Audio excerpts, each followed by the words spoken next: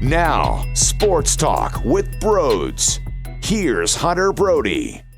Finally, the 76ers win a game on the road. You could tell how much it was eating Tobias Harris alive by the way he was interviewed by Serena Winters on the court afterwards, and he instantly said how long it has been since their last win.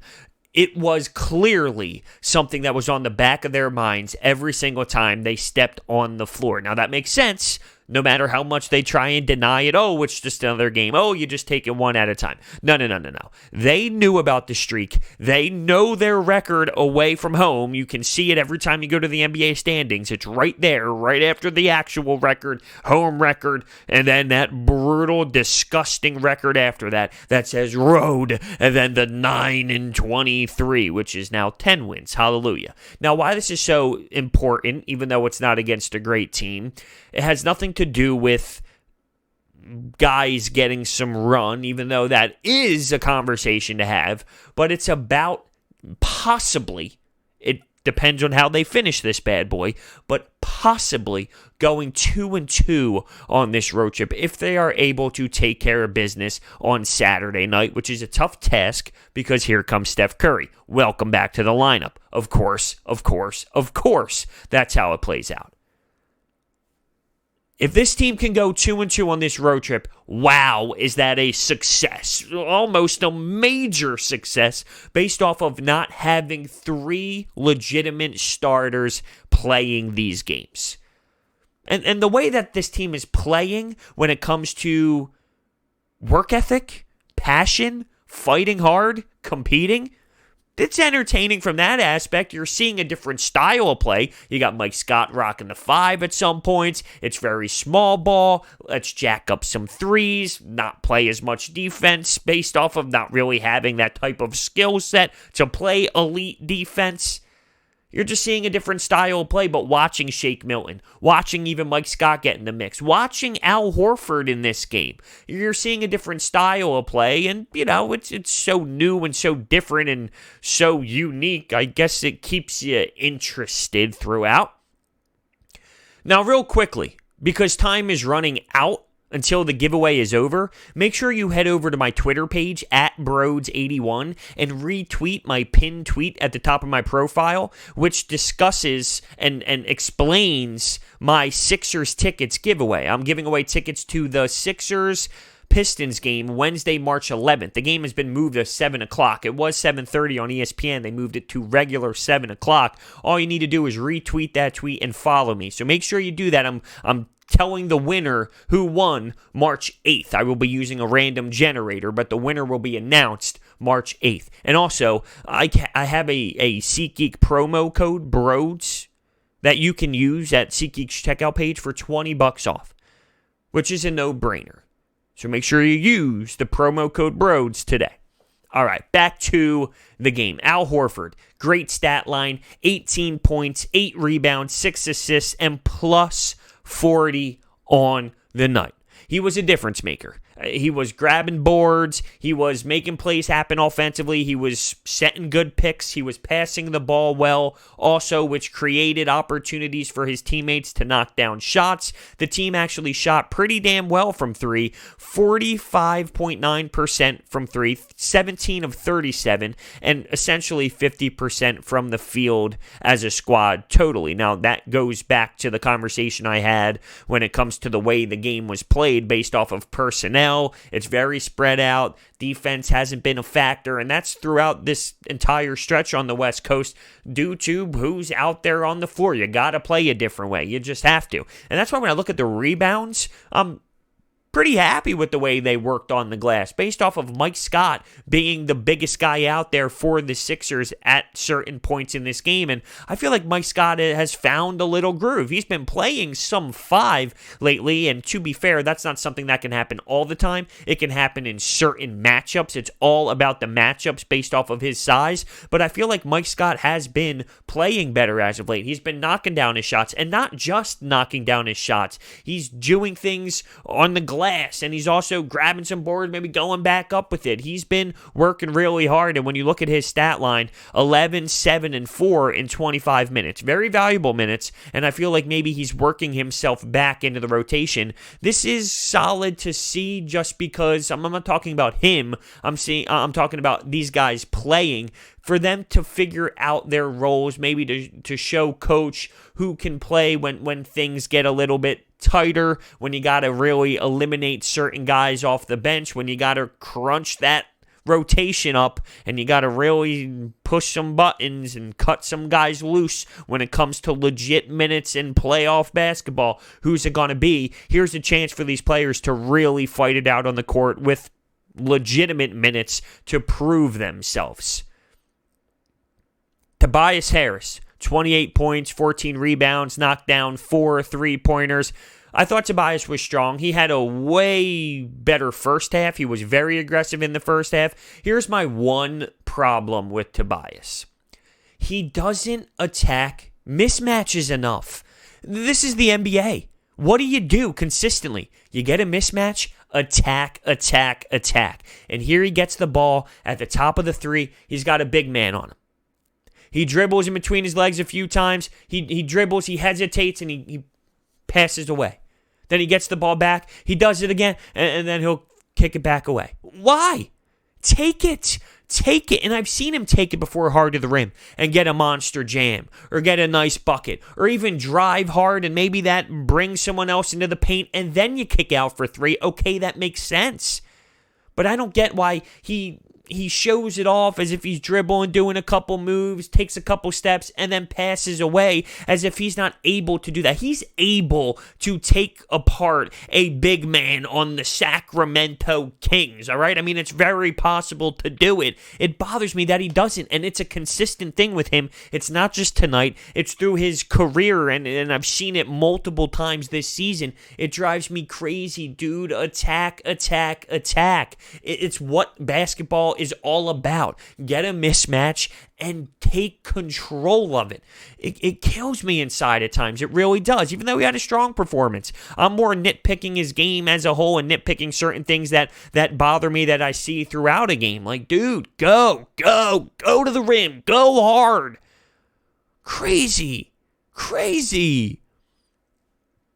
Shake Milton, 20 points. Although he did get into foul trouble, and that kept him on the bench at specific moments where I thought he probably would be in the game.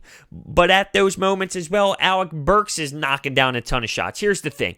And it started off from the jump. The Sixers get out to a nice lead. Here comes the bench. What happens? Bang! 12-0 run Kings. Brett Brown calls timeout, and then they got to reassess everything. What happened in the third quarter? You go with the bench. Bang! Kings run. And then what happens? Well, Raul Neto, of all people, goes on this insane stretch where he's knocking down threes. He's making layups. He's knocking down mid-range shots. I mean, he was doing it all during that third quarter stretch, which really opened up the game again. And then Alec Burks went off end of the third quarter into the fourth quarter, which was very special to see as well. You saw a lot of plays, actually, where there was great ball movement, whether it was from Al Horford or Glenn Robinson III kicking it out. You saw some really great things when it came to moving the basketball and some assists, which was fun. I mean, really fun to watch, watching the ball move around like that, moving around your face, having your eyes try and follow the screen. Like, wow, this team's really moving the ball like that? Huh, wow. That was a great play. The common theme throughout, though, was there would be a big run by the Kings, whether it was from Buddy Hield knocking down shots off the bench or De'Aaron Fox being explosive. The Sixers always had the answer, though. Always had the answer. And they finished very strong. I'm impressed by their work ethic over the last 3 games. I've been pretty strong on this point. When it comes to being satisfied with their work ethic, it's give a little and take a little, because who cares? The standards are so tight. Who cares about moral victories? The other side, though, is you're talking about a team that's so depleted and the squad is fighting. They're giving everything out there on the floor. Mike Scott's diving all over the place, trying to get loose balls. Everyone's competing to the highest level. That's all you can ask for when you are this depleted. If it results in a win, good. If it doesn't, well, I mean, you do not have talent on the floor, and this is the NBA where talent wins games. So, you got to take a little and give a little as well. I just feel like this is a big win for this road trip, because if you can find a way to win in Golden State, this is huge. It really is. A 2-2 road trip is very, very big compared to 1-3 or 0-4, which is probably what we all assumed would have happened before this. There's not anything crazy to take away, and to be fair, during this time without Josh Richardson and Joel Embiid and Ben Simmons, it's so hard to assess this team. It really is. You're just looking for little storylines involved. As I mentioned, Mike Scott, that's a little storyline. Now, will you see Mike Scott play the 5 ever again when the guy comes back, the big man Joel, do the 180 Embiid? And if you don't know what I'm talking about, it's that Jeopardy question that was asked, and clearly the answer was trust the process. The question was asked. This wasn't exactly what it was, but it talked about Joel Embiid's nickname and what the Sixers did and what they went through, and it was clearly trust the process is his nickname. That was the slogan they were looking for, and someone responded with do the 180. So my point is, though, going back to Mike Scott, will you ever see him play the 5 again? Probably not if Embiid is back and then you have Al Horford playing the 5. I do think that he found himself, though, a little bit with knocking down some shots and being effective, gaining some confidence, along with Shake Milton. When Shake Milton was not in foul trouble, cool and calm. That's the best way to describe him. And there's clips all over the internet right now of people at the game in Sacramento researching who Shake Milton is, looking up his bio, looking up his stats to see where he came from, what he's all about, while he's draining shots out there on the floor. That's pretty much what Shake Milton is right now. That's why he was on NBA The Jump getting interviewed after that 39-point performance against the Clippers, because nobody knows who he actually is. But when you watch him play, he is calm. He's so cool. He gets the ball out from 3. He's got time. He's got space. He collects himself. He grabs the ball. It's just beautiful rhythm. Bang, you know what's going in. You feel confident as a spectator watching that he will deliver in that moment. He will make it happen. Or if he's driving hard to the rack, he will make an athletic move in traffic, and he will put it off the backboard and in, no matter if there's 2 or 3 guys trying to block the shot or not. 20 points for him. Very strong. And he's making a really big case for himself when everybody returns, that maybe he could be in the starting lineup if Al Horford continues to come off the bench. Maybe he can be that guy who can be out there with Ben Simmons, move Josh Richardson over to the 3, have Tobias at the 4. That is a very big possibility and something that I'm truthfully rooting for, because I think that would be a great fit for everybody involved. I was always talking about this earlier on, and I don't know how it would fit, but I would be interested if you slid Glenn Robinson III into the starting lineup, which I feel like doesn't make you strong enough, though, is if you could find a way to have Josh Richardson be the 6th man off the bench. That would be something else. Now, I don't trust Glenn Robinson III in a starting rotation to be a strong enough player. Definitely not Alec Burks. I guess Alec Burks can be what I'm talking about Josh Richardson being ultimately. I just feel like that would be so powerful if he was your 6th man, and then you have Al Horford coming off the bench as well. It would just make you deeper, and being deep to that level in the postseason can really be the difference maker. I just don't know how you're going to work that all out, and I don't think that is going to be a legit option, or that will be an actual possibility. It's just something that's always been on my mind when watching this team and watching Josh Richardson, because I think he's a nice player. I really do. Maybe a little overhyped. Maybe the injury has something to do with it. I remember losing J.J. Redick and people trying to tell me that he's better shooter than J.J. Redick and a better defender. Now, he's a great perimeter defender. Definitely better than J.J. Redick ever will be.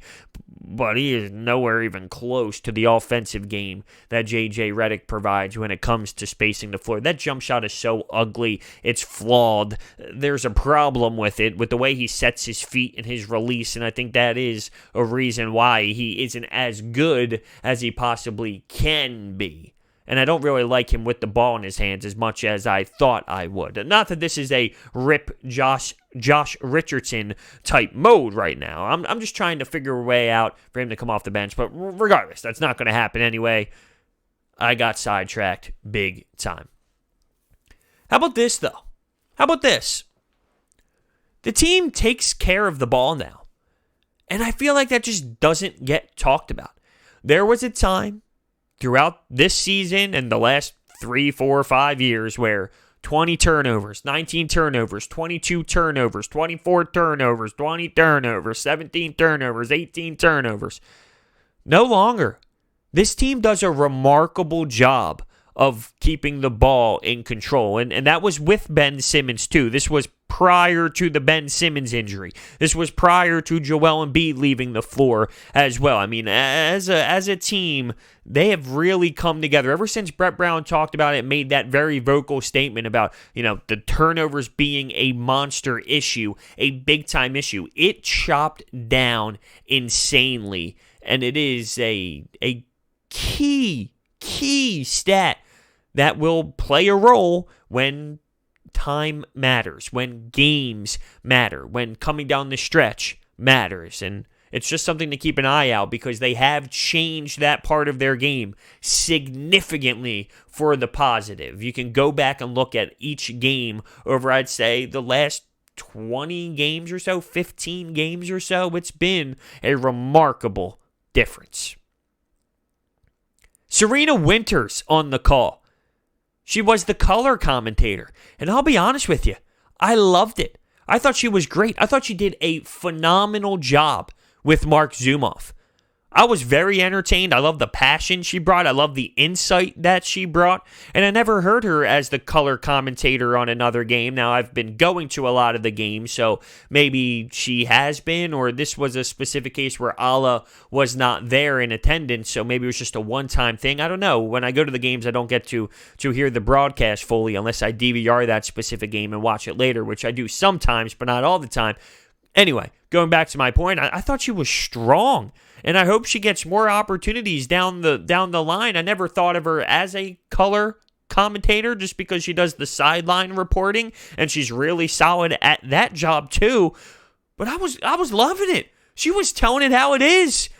Specifically, I remember when Tobias Harris was not attacking that mismatch that really stood out to me in the third quarter. She was going after it.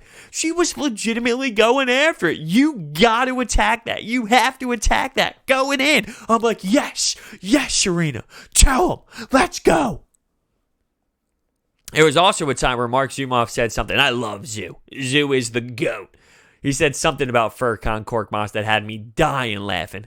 Something about, is there anyone better at what was it? Pump faking and shooting the ball off like that with barely any time left on the shot clock? And I was thinking to myself, yeah, Zoo, there probably is. There's probably a ton of guys who are way better than Furkan Korkmaz at shooting a desperation three when the shot clock is expiring. Steph Curry, Damian Lillard, Klay Thompson, Booker. You want me to continue? I mean, I'm sure there's plenty of guys. Although, right after that, Furkan had a wide open three, bricked it, and then Zoo made a joke about how he drops the bucket when he's under duress, but when there's a wide open look and he can set his feet, he ended up clanking it off the iron. I was just cracking up in that moment, though. Like, come on, Zoo, there's plenty of people. Plenty. A majority of the NBA, probably. Awesome. Just awesome. Matisse Thybulle, I hate to say I'm still a little underwhelmed with what's been going on with his game as of late, but he had a monster putback opportunity in this game that really helped the Sixers when they needed a bucket. Tobias in the fourth quarter got a big bucket when needed, and clearly him and Al Horford stepped up to put this team over the top. As once again, Tobias 28 and 14, that's very impressive, but Al Horford's plus minus was outstanding at plus 40 with 18 points, 8 rebounds, 6 assists. The Kings really had no answers for Al Horford. Can you believe I said that? Hold on. I mean, I had to take a couple seconds there and say, did I just say that? Did that really just come out of my mouth? It did. It did. And you can argue maybe this is one of the strongest games Al Horford had as a 76er so far to this point. I hope it's not for the season. Hopefully there's more to come. But in this specific basketball game, he was coming out ready to rock and roll. Early in the game, he knocks a big shot down, and he looks back as if someone was heckling him in the crowd and probably, I would say, chirping him pretty brutally. And if you didn't see what happened on Twitter, his wife said something on Twitter last night about getting a little... No, maybe it wasn't last night. I'd have to go look at the timestamp. But it was about them two, having a little fun. Having a little fun late night after a couple drinks. And yeah, she was feeling it. She was feeling it. And that went off on Twitter. I thought that was funny. But all right, let's hit the Anytime hotline. The 24/7 Anytime hotline. The phone number is 856-442-9805. It is available 24/7. Shocking. Let's start it off. Hey, bro. What do you know? Finally a road win. I ain't gonna hate on anybody tonight. Everyone played well, in my opinion. Even Al Horford. Al Horford played well. But this team sure does know how to scare you. How many times the Kings cut it to 10 or 8? But the Sixers found a way to get this one. And if we can beat the Warriors on Saturday and leave 2-2, I'll take that without 3 starters. Thanks for taking the call. I will take that without the 3 starters as well. Now, the Kings did continue to find ways to make a run, but I always say this when it comes to the NBA and professional sports as a whole. Yeah, that happens. NBA teams make runs. The Knicks make runs. Bad teams make runs. The Kings are a bad team, but they're not the most horrendous team in the NBA. Teams are always going to make runs, especially when you have to dive real deep on the back end of your bench because you are down 3 guys. When Neto came in originally in the first quarter and the Kings went on that run instantly and went on that 12-0 run and tied the game up at 30-30, everyone starts freaking out. Why is he in? Why is he in? Well, you're down Ben Simmons. You're down Josh Richardson. Those are 2 guards. So what does that mean? You got to start diving deeper into the guards on the bench to play. You have no other options. That's what you have to do. You got to play the guys that normally don't play as much. And who would have known, though, in that third quarter, Raul Neto would have went off and really helped this basketball team win. What up, bro? Great one. Not nothing serious, though. It was a good one. What I'm really recalled about was our drafting. I was just watching. I'm like, man, this man's shake. He's different. One thing you can't say about the Sixers is they're a bad drafting team. They hit almost every year, and it was great, man. It was a good one, good bounce back win. What's your thoughts on that? Can't wait for the podcast tonight. Thanks. Absolutely. Thank you for taking the time to call in. And it's funny you brought up the drafting. Now, I always had a different opinion on the drafting everyone freaks out about. Just like they freaked out about the Raul Neto thing, here comes another thing that a lot of people freaked out about, and it was the drafting during the process and things like that. And, oh, look, they had all these picks and they messed up. Well, when you pick third, you just pick what comes to you. Now, the Markelle Fultz situation was something else, but it wasn't like the Sixers had the first round or the first overall pick every single year. When they were going through the tank process, when they were going through tanking and trying to get high picks, sometimes they would get the third, and then you just take what's given to you. Jahlil Okafor, Embiid ended up slipping to them. You just take what's available at that time after other teams selected what they did. So if it didn't work out as planned, Nerlens Noel, I mean, that's just what happens. That wasn't their fault. But dialing back to more recent times when you look at Matisse Thybulle, even though he's been a little underwhelming to me as he hit that rookie wall, I'm still very intrigued for what he brings to the table through his career. I think he will really develop into something special. But as for right now, he's starting to get a little underwhelming to me. But I still think Matisse Thybulle was a great pickup. You look at Mary Ariel Shayok, it looks like he can be something that can maybe develop into a shooter. Shake Milton, he was a great late pick. Landry Shamet, he clearly was a late great pick. So it does seem like as of late, the Sixers have found their way into drafting some nice players that can help. Hey, what's up, bro? It's Coop from South Jersey, man. Whew! Al Horford had a good game. 18, 8, and a 6. I mean, that might be his best game as a Sixer. Or one of his best, at least. I mean, holy crap. I'm just excited about that. I mean, I know it was against the Kings, but, I mean, it's been so long since he's had a good game. I'm just optimistic about it, to say the least. Harris had 28. That was good to see. Shea played really good, too. Good road win. So, looking to going 2-2 on this road trip, so I'm coming back to Philly.